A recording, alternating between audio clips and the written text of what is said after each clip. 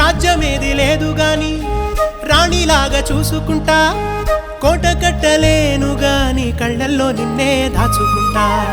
రాత ఎట్లా రాసి ఉన్నా ఆ మార్చి నీతో రాసుకుంటా, స్వర్గమంటూ ఉన్నదంటే అది నీతోనే ప్రతిరోజు పంచుకుంటా.